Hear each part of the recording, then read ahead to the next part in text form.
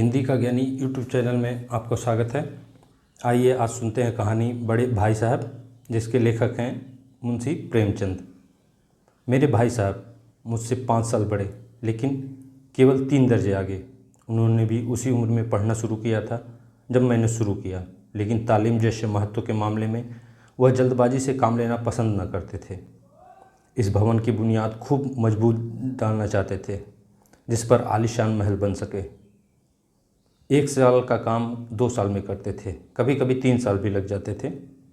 बुनियाद ही पुख्ता न हो तो मकान कैसे पायदार बने। मैं छोटा था, वह बड़े थे। मेरी उम्र 9 साल की थी, वह 14 साल के थे।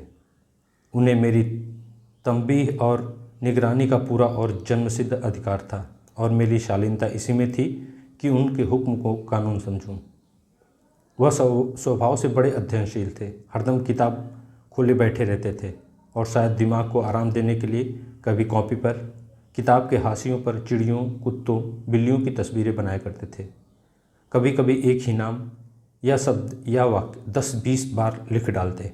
कभी एक शेर को बार बार सुंदर अक्षरों में नकल करते। कभी ऐसी शब्द रचना करते जिनमें न कोई अर्थ होता न कोई सामंजस्य। मसलन एक बार उनकी कॉपी पर मैंने यह इबारत देखी: स्पेशल, अमीना, भाइयों भाइयों, दरअसल भाई भाई, राधे श्याम, श्रीयुत राधे श्याम। 1 घंटे तक इसके बाद एक आदमी का चेहरा बना हुआ था। मैंने बहुत चेष्टा की कि इस पहेली का कोई अर्थ निकालूं, लेकिन असफल रहा और उनसे पूछने का साहस न हुआ। वह 9वीं जमात में थे और मैं 5वीं। उनकी रचनाओं को समझना मेरे लिए छोटा मुँह बड़ी बात थी। मेरा जी पढ़ने में बिल्कुल न लगता था। 1 घंटा भी किताब लेकर बैठना पहाड़ था। मौका पाते ही हॉस्टल से निकलकर मैदान में आ जाता और कभी कंकरियाँ उछालता, कभी कागज़ की तितलियाँ उड़ाता, और कहीं कोई साथी मिल गया तो पूछना ही क्या। कभी 4 दीवारी पर चढ़कर नीचे कूद रहे हैं, कभी फाटक पर सवार उसे आगे पीछे चलाते हुए मोटर कार का आनंद उठा रहे हैं। लेकिन कमरे में ही आते ही भाई साहब का वह रुद्र रूप देखकर प्राण सूख जाते। उनका पहला सवाल यह होता: कहाँ थे? हमेशा यही सवाल इसी ध्वनि में हमेशा पूछा जाता था, और इसका जवाब मेरे पास केवल मौन था। न जाने मेरे मुंह से यह बात क्यों नहीं निकलती थी कि जरा बाहर खेल रहा था। मेरा मौन कह देता था कि मुझे अपना अपराध स्वीकार है, और भाई साहब के लिए उसके सिवा और कोई इलाज न था कि स्नेह और रोष से मिले हुए शब्दों से मेरा सत्कार करें। इस तरह अंग्रेजी पढ़ोगे तो ज़िंदगी भर पढ़ते रहोगे और एक हर्फ न आएगा। अंग्रेजी पढ़ना कोई हंसी खेल नहीं है कि जो चाहे पढ़ ले। नहीं ऐरा गैरा न थुखैरा सभी अंग्रेजी के विद्वान हो जाते। यहाँ दिन रात आंखें फोड़नी पड़ती है और खून जलाना पड़ता है, तब कहीं अब विद्या आती है। और आती क्या है? हाँ, कहने को आती है। बड़े बड़े विद्वान भी शुद्ध अंग्रेजी नहीं लिख सकते, बोलना तो दूर रहा। और मैं कहता हूँ, तुम कितने घूंघा हो कि मुझे देख कर भी सबक नहीं लेते। मैं कितनी मेहनत करता हूँ, यह तुम अपनी आँखों से देखते हो। अगर नहीं देखते तो यह तुम्हारी आँखों का कसूर है, तुम्हारी बुद्धि का कसूर है। इतने मेले तमाशे होते हैं, मुझे तुमने कभी देखने जाते देखा है? रोज़ ही क्रिकेट और हॉकी मैच होते हैं, मैं पास नहीं फटकता, हमेशा पढ़ता रहता हूँ। उस पर भी 1-1 दर्जे में 2-2, 3-3 साल पढ़ा रहता हूँ। फिर भी तुम कैसे आशा करते हो कि तुम यूँ खेल कूद कर वक्त गंवाकर पास हो जाओगे? मुझे तो 2 ही 3 साल लगते हैं। तुम उम्र भर इसी दर्जे में पड़े सड़ते रहोगे। अगर तुम्हें इस तरह उम्र गंवानी है तो बेहतर है घर चले जाओ और मज़े से गुल्ली डंडा खेलो। दादा की गाड़ी कमाई के रुपए क्यों बर्बाद करते हो? मैं यह लताड़ सुनकर आंसू बहाने लगता। जवाब ही क्या था? अपराध तो मैंने किया, लताड़ कौन सा है? भाई साहब उपदेश की कला में निपुण थे। ऐसी ऐसी बातें कहने लगते, ऐसे ऐसे सूक्ति बाण चलाते कि मेरे जिगर के टुकड़े टुकड़े हो जाते और हिम्मत टूट जाती।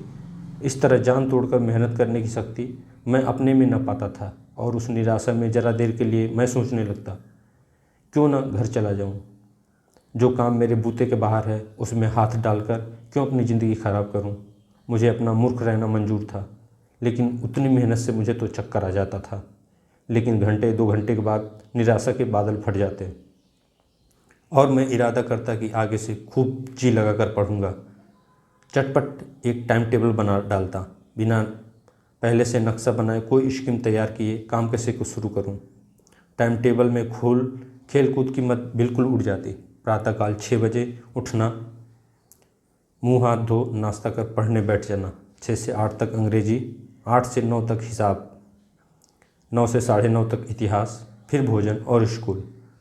3:30 बजे स्कूल से वापस होकर आधा घंटा आराम, 4 से 5 तक भूगोल, 5 से 6 तक ग्रामर, आधा घंटा हॉस्टल के सामने ही टहलना, 6:30 से 7 तक अंग्रेजी कंपोजिशन, फिर भोजन करके 8 से 9 तक अनुवाद, 9 से 10 तक हिंदी, 10 से 11 तक विविध विषय, फिर विश्राम। मगर टाइम टेबल बना लेना एक बात है, उस पर अमल करना दूसरी बात। पहले ही दिन उसकी अवहेलना शुरू हो जाती।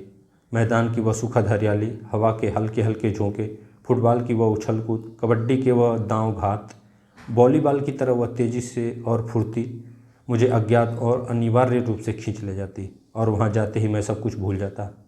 वह जानलेवा टाइम टेबल, वह आँख फाड़ पुस्तकें किसी को न याद रहती, और भाई साहब को नसीहत और फजीहत का अवसर मिल जाता। मैं उनके साय से भागता, उनकी आंखों से दूर रहने की चेष्टा करता, कमरे में इस तरह दबे पाँव आता कि उन्हें खबर न हो। उनकी नज़र मेरी ओर उठी और मेरे प्राण निकले। हमेशा सिर पर एक नंगी तलवार सी लटकती मालूम होती।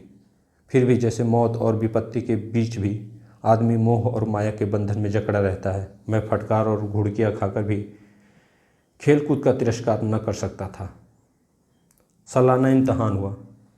भाई साहब फेल हो गए, मैं पास हो गया और दर्जे में प्रथम आया।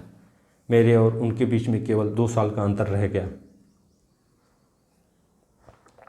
जी मैं आया भाई साहब को आड़े हाथों लूँ। आपकी वह घोर तपस्या कहाँ गई? मुझे देखिए, मज़े से खेलता भी रहा और दर्जे में अव्वल भी हूँ। लेकिन वह इतने दुखी और उदास थे कि मुझे उनसे दिली हमदर्दी हुई और उनके घाव पर नमक छिड़कने का विचार ही लज्जास्पद जान पड़ा। हाँ, अब मुझे उनके ऊपर कुछ अभिमान हुआ और आत्मसम्मान भी बढ़ा। भाई साहब का वह रौब मुझ पर न रहा। आज़ादी से खेल कूद में शरीक होने लगा। दिल मजबूत था। अगर उन्होंने फिर मेरी फजीहत की तो साफ कह दूंगा, आपने अपना खून जलाकर कौन सा तीर मार लिया? मैं तो खेलते कूदते दर्जे में अव्वल आया। जबान से यह हेकड़ी जताने का साहस न होने पर भी मेरे रंग ढंग से साफ जाहिर होता था कि भाई साहब का वह आतंक मुझ पर नहीं था। भाई साहब ने इसे भांप लिया। उनकी सहज बुद्धि बड़ी तीव्र थी और एक दिन जब मैं भोर का समय सारा समय गुल्ली डंडे की भेंट करके ठीक भोजन के समय लौटा तो भाई साहब ने मानो तलवार खींच ली और मुझ पर टूट पड़े। देखता हूँ इस साल पास हो गए और दर्जे में अव्वल आ गए तो तुम्हें दिमाग हो गया है, मगर भाईजान घमंड तो बड़े बड़ों का नहीं रहा। तुम्हारी क्या हस्ती है? इतिहास में रावण का हाल तो पढ़ा ही होगा। उसके चरित्र से तुमने कौन सा उपदेश लिया, या यूँ ही पढ़ गए? मगर इम्तहान पास कर लेना कोई चीज़ नहीं, असल चीज़ है बुद्धि का विकास। जो कुछ पढ़ो उसका अभिप्राय समझो। रावण भूमंडल का स्वामी था। ऐसे राजाओं को चक्रवर्ती कहते हैं। आजकल अंग्रेज़ों के राज्य का विस्तार बहुत बढ़ा है, पर इन्हें चक्रवर्ती नहीं कह सकते। संसार में अनेक राष्ट्र अंग्रेज़ों का आधिपत्य स्वीकार नहीं करते, बिल्कुल स्वाधीन है। रावण चक्रवर्ती राजा था। संसार के सभी महीप उसे कर देते थे। बड़े बड़े देवता उसकी गुलामी करते थे। आग और पानी के देवता भी उसके दास थे। मगर उसका अंत क्या हुआ? घमंड ने उसका नाम निशान तक मिटा दिया। कोई उसे एक चुल्लू पानी देने वाला भी न बचा। आदमी और जो कुकर्म चाहे कर ले, पर अभिमान न करे। इतराए नहीं, अभिमान किया और दीन दुनिया दोनों से गया। शैतान का हाल भी पढ़ा ही होगा। उसने अभिमान हुआ था कि ईश्वर का उससे बढ़कर सच्चा भक्त कोई है ही नहीं। अंत में यह हुआ कि स्वर्ग से नरक में ढकेल दिया गया। साहेरूम ने भी एक बार अहंकार किया था, भीख मांग मांग कर मर गया। तुमने तो अभी केवल एक दर्जा पास किया है और अभी से तुम्हारा सिर फिर गया। तब तो तुम आगे पढ़ चुके। यह समझ लो कि तुम अपनी मेहनत से नहीं पास हुए। अंधे के हाथ बटेर लग गई। मगर बटेर एक बार हाथ लग सकती है, बार बार नहीं लग सकती। कभी कभी गुल्ली डंडा में अंधा चोट निशाना पड़ जाता है। इससे कोई सफल खिलाड़ी नहीं हो जाता। सफल खिलाड़ी वह है जिसका कोई निशाना खाली न जाए। मेरे फेल होने पर मत जाओ। मेरे दर्जे में आओगे तो दांतों पसीना आ जाएगा जब अलजबरा और ज्योमेट्री के लोहे चने चबाने पड़ेंगे और इंग्लिस्तान का इतिहास पढ़ना पड़ेगा। बादशाहों के नाम याद रखना आसान नहीं। 8 हेनरी हो गुजरे हैं। कौन सा कांड किस हेनरी के समय में हुआ क्या यह याद कर लेना आसान समझते हो? हेनरी 7वें की जगह हेनरी 8वां लिखा और सब नंबर गायब। सफ़ा चट। सिफर भी न मिलेगा, सिफर भी। हो किस ख्याल में? दर्जनों तो जेम्स हुए हैं, दर्जनों विलियम्स, कोड़ियों चार्ल्स। दिमाग चक्कर खाने लगता है, आधी रोग हो जाता है। इन भागों को नाम भी न जुड़ते थे। एक ही के नाम पीछे दोयम, सोयम, चहारुम, पंचुम लगाते चले गए। मुझसे पूछते तो 10 लाख नाम बता देता। और ज्योमेट्री तो बस खुदा ही पनाह। अ ब ज की जगह अ ज ब लिख दिया और सारे नंबर कट गए। कोई निर्दयी मुमतहिनों से नहीं पूछता कि आखिर अ ब ज और अ ज ब में क्या फ़र्क है, और व्यर्थ की बातों के लिए क्यों छात्रों का खून करते हो? दाल भात रोटी खाई और भात दाल रोटी खाई, इसमें क्या रखा है? मगर इन परीक्षकों को क्या परवाह, वह तो वही देखते हैं जो पुस्तक में लिखा है। चाहते हैं कि लड़के अक्षर अक्षर रट डालें, और इसी रटंत का नाम शिक्षा रख छोड़ रखा है। और आखिर इन बेपैर सिर बातों के पढ़ने से क्या फ़ायदा? इस रेखा पर वह लंब गिरा दो तो आधार लंब से दुगना होगा। पूछिए इससे प्रयोजन? दुगना नहीं चौगुना हो जाए, या आधा ही रहे मेरी बला से। लेकिन परीक्षा में पास होना है तो यह सब खुराफात याद करनी पड़ेगी। कह दिया, समय की पाबंदी पर एक निबंध लिखो जो 4 पन्नों से कम न हो। अब आप कॉपी सामने खोलें, कलम हाथ में लिए, उसके नाम को रोइए। कौन नहीं जानता कि समय की पाबंदी बहुत अच्छी बात है। इससे आदमी के जीवन में संयम आ जाता है, दूसरों को उस पर स्नेह होने लगता है और उसके कारोबार में उन्नति होती है। लेकिन जरा सी बात पर 4 पन्ने कैसे लिखें? जो बात एक वाक्य में ही कही जा सके उसे 4 पन्नों में लिखने की क्या ज़रूरत? मैं तो इसे हिमाकत कहता हूँ। या तो समय की किफ़ायत नहीं बल्कि उसका दुरुपयोग है कि व्यर्थ में किसी बात को ठूंस दिया जाए। हम चाहते हैं आदमी को जो कुछ कहना हो चटपट कह दे और अपनी राह ले, मगर नहीं, आपको 4 पन्ने रंगने पड़ेंगे। जैसे लिखिए, और पन्ने भी पूरे फुल स्केप आकार के। यह छात्रों पर अत्याचार नहीं तो और क्या है? अनर्थ तो यह है कि कहा जाता है संक्षेप में लिखो। समय की पाबंदी पर संक्षेप में एक निबंध लिखो जो 4 पन्नों से कम न हो। ठीक, संक्षेप में तो 4 पन्ने हुए, नहीं शायद 100-200 पन्ने लिखवाते।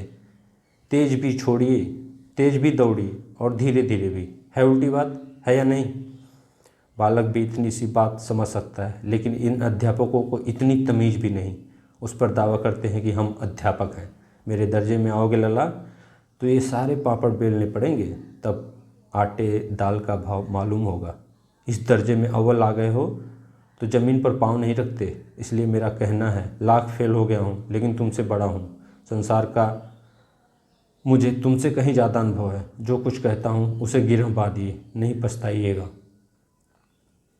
स्कूल का समय निकट था। नहीं ईश्वर जाने यह उपदेश माला कब समाप्त होती। भोजन आज मुझे निस्वाद सा लग रहा था। जब पास होने का यह तिरस्कार हो रहा था तो फेल हो जाने पर तो शायद प्राण ही ले लिए जाएं। भाई साहब ने अपने दर्जे की पढ़ाई का जो भयंकर चित्र खींचा था उसने मुझे भयभीत कर दिया। स्कूल छोड़कर घर नहीं भागा, यही ताज्जुब है। लेकिन इतने तिरस्कार पर भी पुस्तकों में मेरी अरुचि ज्यों की त्यों बनी रही। खेलकूद का कोई अवसर हाथ से न जाने देता। पढ़ता भी मगर बहुत कम, बस इतना कि रोज़ टास्क पूरा हो जाए और दर्जे में जलील न होना पड़े। अपने ऊपर जो विश्वास पैदा हुआ था वह फिर लुप्त हो गया और फिर चोरों को सा जीवन कटने लगा। फिर सालाना इम्तहान हुआ और कुछ ऐसा संयोग हुआ कि मैं फिर पास हुआ और भाई साहब फिर फेल हो गए। मैंने बहुत मेहनत नहीं की थी पर न जाने कैसे दर्जे में अव्वल आ गया। मुझे खुद अचरज हुआ। भाई साहब ने प्राणांतक परिश्रम किया, कोर्स का एक एक शब्द चाट गए थे। 10 बजे रात तक इधर, 4 बजे भोर से उधर। 6 से 9:30 तक स्कूल जाने के पहले मुद्रा क्रांतिहीन हो गई थी, मगर बेचारे फेल हो गए। मुझे उन पर दया आती थी। नतीजा सुनाया गया तो वह रो पड़े और मैं भी रोने लगा। अपने पास होने की खुशी आधी हो गई। मैं भी फेल हो गया होता तो भाई साहब को इतना दुख न होता, लेकिन विधि की बात कौन टाले। मेरे और भाई साहब के बीच में अब केवल 1 दर्जे का अंतर रह गया। मेरे मन में एक कुटिल भावना उदय हुई कि कहीं भाई साहब 1 साल और फेल हो जाएं तो मैं उनके बराबर हो जाऊं। फिर वह किस आधार पर मेरी फजीहत कर सकेंगे। लेकिन मैंने इस विचार को दिल से बलपूर्वक निकाला। आखिर वह मुझे मेरे हित के विचार से ही तो डांटते हैं। मुझे इस वक्त अप्रिय लगता है, मगर शायद यह उनके उपदेशों का ही असर है कि मैं दनादन पास होता हूँ और इतने अच्छे नंबर से। अब भाई साहब बहुत कुछ नरम पड़ गए थे। कई बार मुझे डांटने का अवसर पाकर भी उन्होंने धीरे से काम लिया। शायद अब वह खुद समझने लगे थे कि मुझे डांटने का अधिकार उन्हें नहीं रहा, या रहा भी तो बहुत कम। मेरी स्वच्छंदता भी बढ़ी। मैं उनकी सहिष्णुता का अनुचित लाभ उठाने लगा। मुझे कुछ ऐसी धारणा हुई थी कि मैं पास ही हो जाऊंगा, पढ़ूं या ना पढ़ूं। मेरी तकदीर बलवान है, इसलिए भाई साहब के डर से जो थोड़ा बहुत पढ़ लिया करता था वह भी बंद हुआ। मुझे कनकों में उड़ाने का नया शौक़ पैदा हो गया था और अब सारा समय पतंगबाजी की ही भेंट होता था। फिर भी मैं भाई साहब का अदब करता था और उनकी नज़र बचाकर कनकों में उड़ाता था। मांझा देना, कन्ने बांधना, पतंग टूर्नामेंट की तैयारी आदि सब समस्याएं सब गुप्त रूप से हल की जाती थी। मैं भाई साहब को यह संदेह न करने देना चाहता था कि उनका सम्मान और लिहाज मेरी नज़रों में कम हो गया है। एक दिन संध्या समय हॉस्टल से दूर मैं एक कनकौवा लूटने बेतहाशा दौड़ा जा रहा था। आंखें आसमान की ओर थीं और मन उस आकाशगामी पथिक की ओर जो मंद गति से झूमता पतन की ओर चला जा रहा था। मानो कोई आत्मा स्वर्ग से निकलकर विरक्त मन से नए संस्कार ग्रहण करने जा रही हो। बालकों की पूरी सेना लग्गे और झाड़दार बाँस लिए इनका स्वागत करने को दौड़ी आ रही थी। किसी को अपने आगे पीछे की खबर न थी। सभी मानो उस पतंग के साथ ही आकाश में उड़ रहे थे, जहाँ सब कुछ समतल है। न मोटर कारें हैं, न ट्राम, न गाड़ियाँ। सहसा भाई साहब से मेरी मुठभेड़ हो गई, जो शायद बाजार से लौट रहे थे। उन्होंने वहीं हाथ पकड़ लिया और उग्र भाव से बोले, इन बाजारी लौंडों के साथ ढेले के कनकौवे के लिए दौड़ते हुए तुम्हें शर्म नहीं आती? तुम्हें इसका भी लिहाज नहीं कि अब नीची जमात में नहीं हो, बल्कि 8वीं जमात में आ गए हो और मुझसे केवल एक दर्जा नीचे हो। आखिर आदमी को कुछ तो अपनी पोजीशन का ख्याल रखना चाहिए। एक ज़माना था कि लोग 8वां दर्जा पास करके नायब तहसीलदार हो जाते थे। मैं कितने ही मिडलचियों को जानता हूँ जो आज अव्वल दर्जे के डिप्टी मजिस्ट्रेट और सुपरिटेंडेंट हैं। कितने ही 8वीं जमात वाले हमारे लीडर और समाचार पत्रों के संपादक हैं। बड़े बड़े विद्वान उनकी मातहती में काम करते हैं और तुम उसी 8वें दर्जे में आकर बाजारी लौंडों के साथ कनकौवे के लिए दौड़ रहे हो। मुझे तुम्हारी इस अक्ल पर दुख होता है। तुम जहीन हो, इसमें शक नहीं है, लेकिन वह जहन किस काम का जो हमारे आत्मगौरव की हत्या कर डाले। तुम अपने दिल में समझते होगे मैं भाई साहब से महज एक दर्जा नीचे हूँ और अब उन्हें मुझको कुछ कहने का हक नहीं है, लेकिन यह तुम्हारी गलती है। मैं तुमसे 5 साल बड़ा हूँ और चाहे तुम आज मेरी जमात में आ जाओ और परीक्षकों को यही हालत तो निसंदेह अगले साल तुम मेरे समकक्ष हो जाओगे और शायद 1 साल बाद मुझसे आगे भी निकल जाओ। लेकिन मुझ में और तुम में जो 5 साल का अंतर है उसे तुम क्या खुदा भी नहीं मिटा सकता। मैं तुमसे 5 साल बड़ा हूँ और हमेशा रहूँगा। मुझे दुनिया का और ज़िंदगी का जो तजुर्बा है तुम उसकी बराबरी नहीं कर सकते, चाहे तुम MA और D.Phil और D.Lit ही क्यों ना हो जाओ। समझ किताबें पढ़ने से नहीं आती, दुनिया देखने से आती है।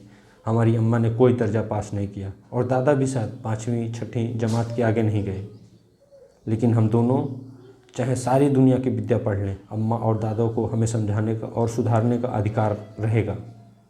केवल इसलिए नहीं कि वे हमारे जन्मदाता हैं, बल्कि इसलिए कि उन्हें दुनिया का हमसे ज़्यादा तजुर्बा है और रहेगा।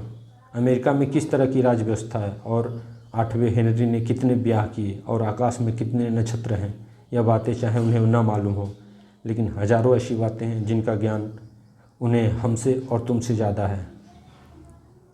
दैव न करें आज मैं बीमार हो जाऊं, जो तुम्हारे हाथ पांव फूल जाएंगे। दादा को तार देने के लिए सिवा तुम्हें और कोई न सूझेगा, लेकिन तुम्हारी जगह दादा हों तो किसी को तार न दें, न घबराएं, न बदहवास हों।